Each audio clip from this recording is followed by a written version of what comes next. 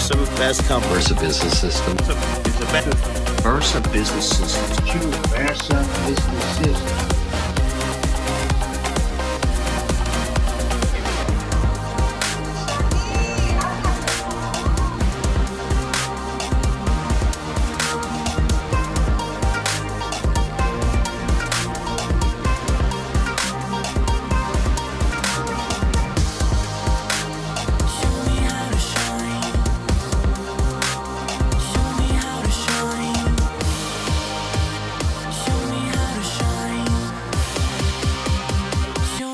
Shine.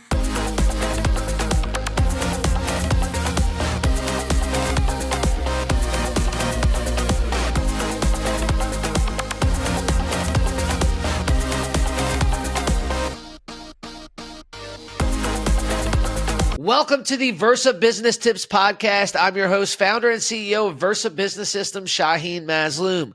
We are here with Jim Beach today, founder and CEO of School for Startups. How you doing today, Jim? I'm great. Thanks for having me. Thanks for hopping on, man. So, for those out there that don't know who you are or what School for Startup does, give us a little background. It's a book. It's a national radio show. I'm on 100 stations 5 days a week around the country, trying to teach our unique vision of entrepreneurship, which is a little bit different from everyone else. I have a different take than a lot of people do. Love it. Love it. Well, if you've got a book and you're all over the radio, you must have a special way of doing things. So what makes you different than what everybody else is doing as far as starting a business? Well, I don't believe in risk, creativity, or passion when I'm an entrepreneur. That is very different. That's exactly right. I don't believe in risk. I think risk is bad. I'm not a bungee jumper or a parachutist. Yeah. And I think most serial, successful entrepreneurs also try to get rid of risk. We don't like it. We eliminate it. Yes. We want to limit the risk and, calculated risk, right? Exactly. Very calculated. And then creativity. If you're sitting on the sofa and you want to start a business, just go copy somebody else and do it better than them. Find an idea that you like and do it yourself. You don't have to sit around and wait for a lightning bolt from God. Look in the magazine and copy someone else's business. There's nothing wrong with that. Exactly. Yep. Yeah. So many people have done it, right? Exactly. Sure, you can invent something, but it's at least to start, it's so much easier to create something, that's already been done and just do it better than they did. That's right. My first business was a 100% copy of an existing business where I had been a customer. I didn't steal any copyrights, trademarks, or patents, but I changed enough that we were 100% legit. Yep. And we grew to 89 locations in 6 years using their model. Wow. What kind of business was that? It was a summer camp business. We were the world's largest summer camp company with 89 locations at Stanford, MIT, Georgetown, UCLA, Sorbonne, Cambridge, all over the world, teaching computer stuff to kids at great schools. Think about this. If you're a mom with a 14-year-old kid and they have the opportunity to spend the summer at Stanford learning graphics and computers and movie making and all of that, it's a pretty attractive option. Yeah, that's amazing. Very cool, man. So was that your first aha moment into startups, like that you had something or? Yeah, I didn't know that it was going to get that big when I started it. I couldn't find a job. And so I said, I'm just going to start a summertime business. And I don't like landscaping and I don't want to clean pools. And so I had been to summer camp when I was a kid. So I said, let's just start a summer camp. And I called Stanford and MIT and they both said yes, which just blew me away. They didn't know who I was. But you know what? They have to rent all of that dorm space during the summer. Yeah. And they're just like a hotel. During the summer. And so I was able to use that model and to grow and grow and grow. Wow. And then I discovered years into it that I was actually loving the business. And that's where my view of passion came from. Right. I don't care if you're passionate about it. Just start it. I am passionate about not working for you.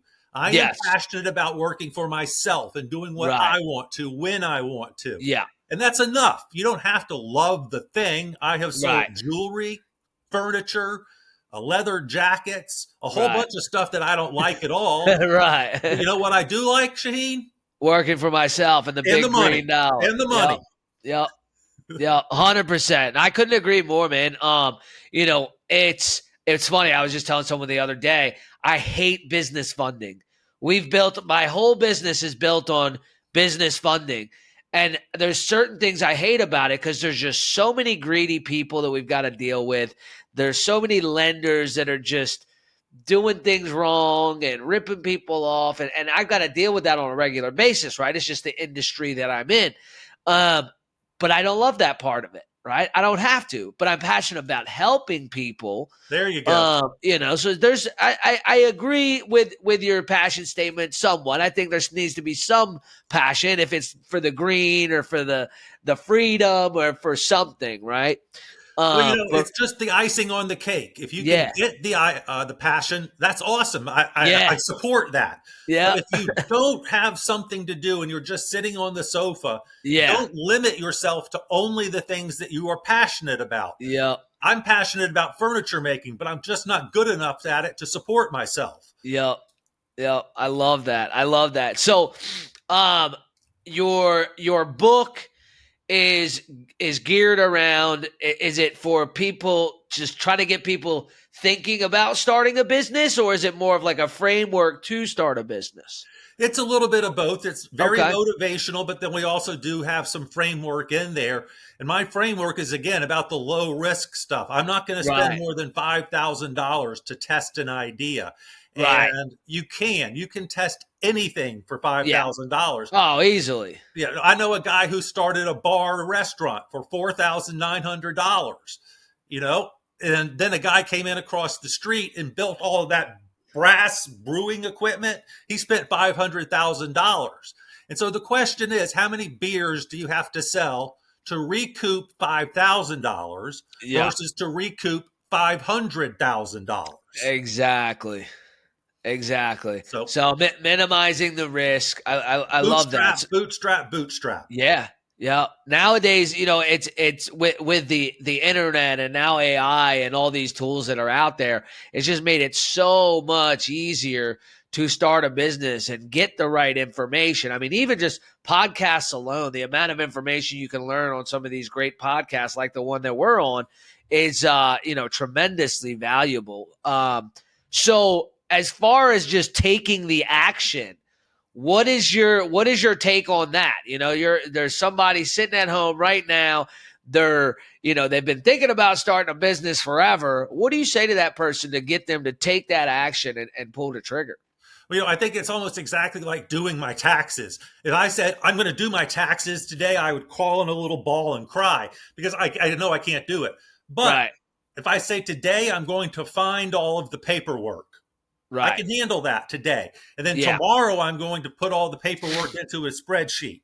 Break it down into little steps. The first step might be just building one ad and putting the ad Right. in paper. That's what I did. I put an ad in the Palo Alto Parenting Magazine. That cost me $400. And then I sat around and waited for the phone to ring. And the Yep. phone rang enough that I said, you know what? I think this business is going to work. Then I built my brochure that I sent out.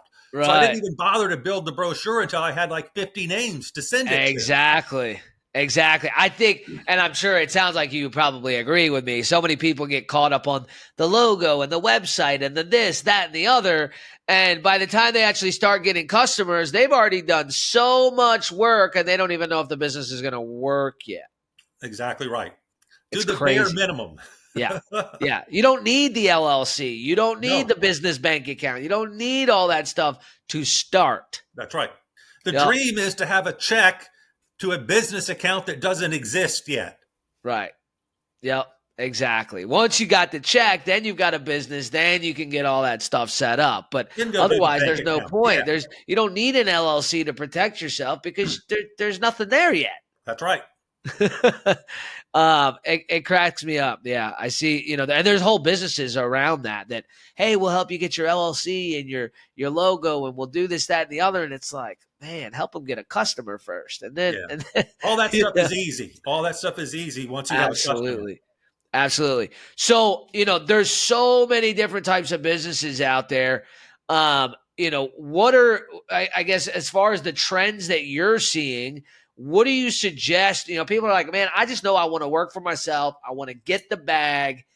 What are some of the suggestions that you're going with now, versus, way back when people are just like, okay, start a landscaping company or start a construction company or something like that? Well, I am always obsessed with service businesses. I don't want to do a product because a Yeah. product you have to buy inventory. And Yep. inventory is really expensive. And also it's easy to start a service and just have one customer. Yep. You're cleaning one parking lot at night. That's Yep. easy. And then you get your second parking lot and you grow and you grow and you grow. It doesn't take any money to do that. All I have to do is find a parking lot that will pay me to clean it. And that doesn't Absolutely. take any money to start that business. You call the owner of the parking lot and say, "Can I clean your parking lot at night for $200 a month?" You're up and running now, And Yep. so start with a service, and maybe it's a problem that you have yourself. If you have a problem that you can solve, that's an amazing story. I love Right. I had a guy on my radio show today. He started Airbnb for swimming pools. So you rent swimming I pools on love his that. app. It's funny. I actually did that for my nephews were in town. My pool was broken and they wanted to go to the pool. I'm like, well, let's rent a pool. And I pulled up the app. It's amazing.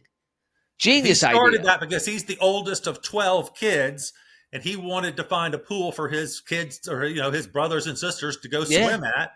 And now it's a multi-million-dollar business. They just raised a Yeah. bunch of VC money.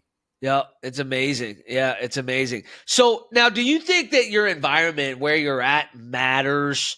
Or can you? I mean, service-based business is geared to people. There's people everywhere. Does the environment you're in really matter based on the business that you're starting? No, not at all.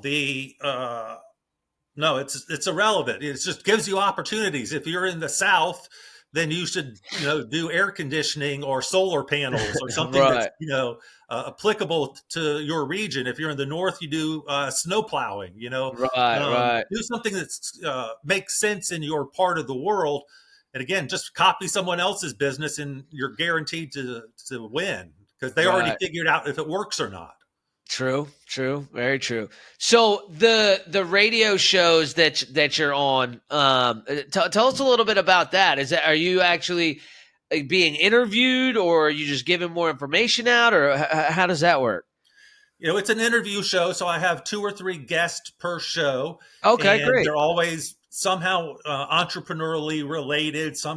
I go pretty far now. We've done 2,700 shows now. And Wow. so we've talked to 7,000 entrepreneurs. Sometimes they are people who help find money like you, or sometimes Right, they're people, creativity experts, or someone who starts the swimming pool thing called Swimply. right. Whoever has got a cool That's story amazing. to You share. said what was it, 7,000 entrepreneurs? Yeah, we've done 2,700 shows already. Wow. Wow. This Yeah. is maybe my 100th episode. That's incredible. Yes. That is So we've been doing incredible. it for 13 years, 5 days a week. Right, So, right. and the trick was, how do you get on one radio station? Well, I figured Yeah. that out. And now Right. we have a model that we're up to 100. We add maybe 1 or 2 a week now. And everyone else is going podcast, podcast, podcast. Well, we Yeah. still do that. But let me tell you the difference. I'm also a speaker. And Right. if you wanted to hire a speaker, would you hire someone with a podcast or someone who's on 100 radio stations around the country 5 days a week? Well, the podcast is not vetted by anybody. Anyone can put up a podcast. Yeah. But 100 station managers had to decide to take something off that they were already running and put my Right. show on. And so Exactly. when you go to a conservative person who's planning a convention for 5,000 people and they have to hire Right. the speaker, they're going to go with someone who's been vetted by 100 Yes. radio stations. Yes, So the whole definitely. reason I do the show is to prove and to help my speaking career. Right, right. Very It's my cool, lost man. leader. Right, definitely. Yeah. Well, I mean, you're also getting so much data and information, right? I mean, Yes. if you've interviewed 7,000 successful entrepreneurs, I learned a lot. what are a couple of things that all those people have? Well, the first thing that comes to mind is they didn't go to Harvard. Yeah. almost 0% of my guests went to the Ivy League and the prestigious route. Right. Most of them got kicked out of school. Yep. Most of my guests are not what you would call pedigree. Highly educated. Right. Yeah, Yep. they're hard workers. I have a lot of people who have been to jail and then start a business afterwards. That's been a theme recently. A lot of Wow. 18-year-old kids who haven't even been to college yet. Wow. Or if they did go to college, they went to Boise State or Right. someplace like that. Yep. I don't know. I think that those people are hungrier. And Yes. they'll have more deep courage to go and fight. Someone from Harvard's like, well, I should just go join a law firm. Or Well, it's the something difference like between that. self education and traditional education, Yes. right? Like, to be a successful entrepreneur, you have to learn, right? You still have to get an education, but you're teaching yourself, right? Exactly. You're Yep. ingesting a lot of information and reading a lot of books, and you're doing it because you want to, not because some curriculum is telling you to, in order to give you a piece of paper that says, hey, you have a degree. Exactly. Right. Yep. It gets down to the hunger, right? Are you hungry enough to learn what you need to learn to do what you want to do? Right. Yep. You're taking control of your own life. Right. Another thing I love about it is that it's the great equalizer. I don't care if you're black or white or gay or straight or green or left-handed or right-handed. If you have a product that I want at a good price, I'm going to buy from you regardless of the other stuff. Yes. And so I think that it's the great equalizer in America. One of the things that makes America so great. Absolutely. Yeah. I couldn't agree more. So, there's obviously a lot of similarities with super successful people, right? What would you say are some of the biggest hurdles that a lot of those entrepreneurs had in the very beginning days that they really didn't need to have had they learned that information early on? Well, I'm ugly, so I have to ask a lot of girls out before one says yes. But you know what? You only need one to say yes. And so I've gotten very good at hearing no, no, no. And then my response is maybe later, maybe later. And I think that's one of the primary things you have to do is get past hearing no and realize that means not now. Yeah. And go back and try them again later. Yep. 100%. Would you say most business owners take the no and just move on to the next prospect rather than that's circling back? Food for them, because I know I'll get 1 out of 20. So if I get one no now, I'm a little bit closer. I only have to get 1 out of 19. Then I get another no. Now I'm down to 1 out of 18. I'm getting closer to my yes. Absolutely. Now, I have a very specific reason why I think most businesses fail, right? What is it, like 90% of businesses don't make it past the first year or 5 years or whatever the statistic is. Yep. I think it's because of bad information, wrong partnerships, and not being educated on where and how to get capital at decent terms. Right. Now, what is your opinion based on all these businesses that you've talked to? And all the information that what do you think the main reason why businesses fail early on are? It's always cash flow. You run out of cash. And the reason you run out of cash is because you create too many expenses for yourself.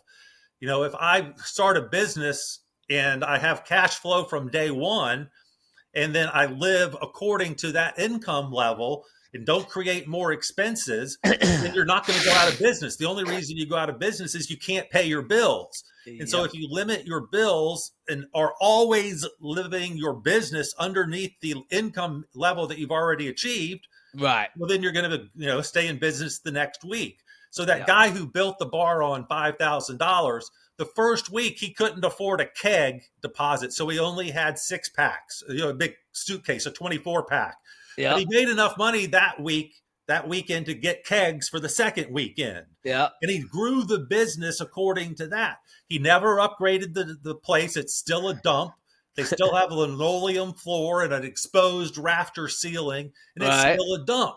But he's making a lot of money at his dump, Right. And so, He's always keeping his expenses within the income that he already has, not the Yes. income he hopes he has, the Right. income he already has. Yes. As business owners, as entrepreneurs, we have a very positive outlook on life, right? Which Yes. can be a downfall, right? If you start living above, and that was always my problem growing up. And I'm not as bad now. It's coming, it's coming, it's coming. Don't spend it until it's come, right? That's right. It's the easiest way to go down that path that you can't come back from. That's right. Grow within your means. I'd rather grow slower than grow with money that I don't have. Yeah. Yep. 100%. 100%. So if people are trying to, do you do coaching? I'm assuming. Yeah, of course. Yes. Right. So say, I'm past the startup phase. Is that something you help businesses with as well, from scaling, or are you Yeah. focused more on the early age? Well, I grew my first business to 89 locations, so I know how to scale. Right. What would you say obviously, figuring out your first location, doing it well, doing it right, making sure it's profitable. And then are you just doubling those efforts? Like, are you keeping it simple when it comes to scaling, or are you trying to get more complex? I like simple, and so I would do it as easily and as simply as possible. Go from 2 to 4 to 8. I've seen a lot of businesses try to go from 2 to 20 to 200, Right. and then they end up broke. And so Yeah. I would grow slower than you want to. Yeah. It's a little, unfortunate, but that's the way you end up with a long-term success. Yes. 10 years down, and you're still in business. Absolutely. Absolutely. Yeah. You grow too fast. What's it called? You bite off more than you can chew, right? That's right. Yes. 100%. Not to mention, you need the people. You've got to have the team to be able to sustain it and manage it and handle all that. And, you go from 2 to 20, it's going to be pretty hard to, it's going to be pretty hard to have a team that can handle that. Right. That is true. So if people want to reach out to you, find out more, get your book, where do we find you? What's the easiest way to reach out to you? Well, I want to get my new book. I have a new book out called The Real Environmentalist. It's the thesis is that entrepreneurs are already solving climate change. And if you look at any of the problems about climate change, I will find the entrepreneur who is already solving it. So that big plastic bubble in the Pacific Ocean? Yeah. There's a guy in the book that's turning those into sneakers. He goes out and captures the plastic from the ocean and turns it into sneakers. The book is about 5 or 6 amazing entrepreneurs that are solving the problem today. I no longer worry about climate change because I met the entrepreneur who is solving the problem. You can go to School for Startups Radio to hear my radio show, and I'm at jimbeach.com. Very cool, man. So tell me a little bit more about this environmental. So I've been watching, and I know everybody on here has heard about this guy that turned, I think it was a water-powered car. He figured out how to, and that was done a long time ago by an Iranian scientist, and then he disappeared. Yep. What is your take on that kind of stuff? That's like, saving the environment, stopping oil. Are all those people just going to keep disappearing, or is this BS media stuff? I mean, what's your take on that? I'm going to go Joe Rogan on this one and say I believe in that conspiracy. I believe that guy did invent a solution and that he got killed. Yeah. So I'll go crazy on that one. I think there's lots of energy solutions that the government has put to bed. 100%. And now, is it really just because of the money? We make so much money on oil, and that resource becomes it's no longer valuable if it's not needed. The government's allowed to seize any patent that they want and call it national security. And I think that happens. I really do believe that happens. Right. So now, on the other side of that, it's like they can tax it. They can. I have a hard time. Like, why don't they just open their minds and okay, well, let's put something in place so we can still make the money that because obviously the countries, all these countries that rely on oil need that income, right? Like it's got to happen. I understand that. I think every citizen understands that, right? Why not just created, these other solutions, just tax it the same way. I don't get it. It's not enough. It's not enough. You remember, this will probably surprise people, but the United States is the world's #1 exporter of oil and gas. That's us. It's not Saudi Arabia, Mexico. It's the I did not know that. And about 50% of our economy somehow goes back to oil. For example, paint. All of the things we eat have oil in the packaging. It's all oil based. If we eliminate oil and oil refining, I think that the economy probably would collapse. Right. If we were to introduce it slowly over time, I think we would be okay. But if overnight they said we had a solution, oil companies, I think, would collapse. And I think society would have a hard time getting past that. Yeah, 100%, man. 100%. Dude. It's all the government is getting paid by the oil companies. I do believe that part of the conspiracy. Oh yeah, 100%. I mean, they're making the money. They've got, it's rough. I just saw that recent thing. Did you see about all that gold they found in was it Uganda? Yes. Like, that's crazy. What is that going to do to gold prices? Right? Well, when you have just like diamonds, they have billions of diamonds in a warehouse in South Africa that they just put there, because if they released all the diamonds, the diamond market would collapse. Yep, exactly. Yeah, it's crazy. When you really dig into, the world economics and how things really work, it it makes your small business seem very insignificant. Very small. Absolutely. Jim, it's been a pleasure having you on, man. I know you got to get going. Can't wait to have you on again soon. And I'll definitely check out that radio show. Thanks a lot. Absolutely. The links are going to be in the descriptions, and I hope to talk soon, man. All right. Have a good one. Thanks a lot. See ya.